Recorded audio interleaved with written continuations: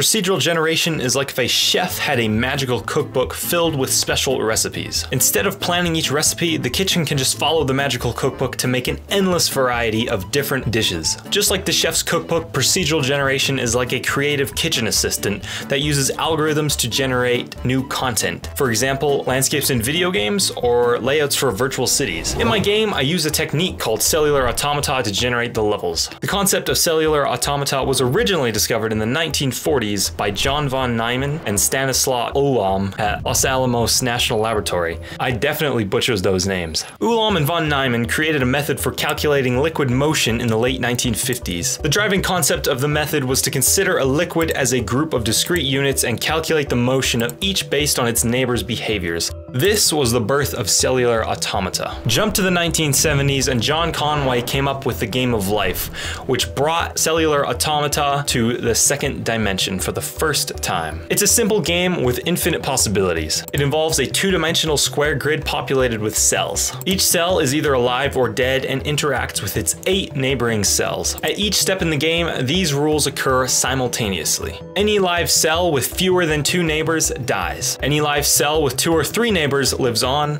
Any cell with more than 3 live neighbors dies, and any dead cell with exactly 3 neighbors comes back to life. This simple system can create all sorts of different behaviors. Some people have even created computers in the game of life. To use this in my game, I started with basic map generation using cellular automata, then stretched the map vertically and filled in some of the smaller holes. I then made it more interesting by adding terrain details. After that, I put in some dirt and changed the tile set to make the environment more exciting.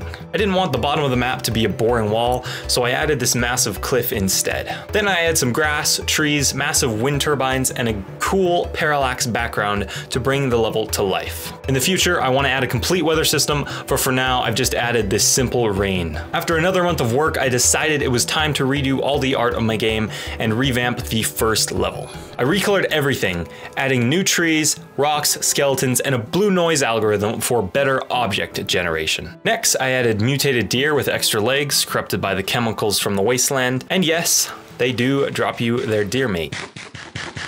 To get to the levels, you talk with one of the characters in the outpost and she will teleport you to the level. Because the levels take more than 30 seconds to load, I didn't want the player to wait too long, so I carefully fixed all the messy parts of the code to make loading faster and more efficient. Just kidding, I added a loading screen. The player needs buildings to find cool loot and to explore, so I made prefab rooms that I can spawn in the level. These rooms are created just like any other and then are saved to a file when the game loads. After that, I load the necessary file to create the prefab, spawn it at the bottom of the level, and then whenever the player walks through a door, I just teleport them into the corresponding room. This way, I don't have to save the entire state of the level when the player enters a room. Saving the entire level would be super time consuming because it's all procedural and that would take even more loading. Once I got basic AI working, to make things more exciting, I added bandits for the player to fight throughout the level. Each level in my game will have a special location with important enemies and characters. For the first level, I'm planning on adding a massive crashed spaceship just like in the cover art. To begin, I start by creating the mock-up for the interior of the spaceship. The spaceship and the land around it are controlled by a rogue AI who leads the bandits.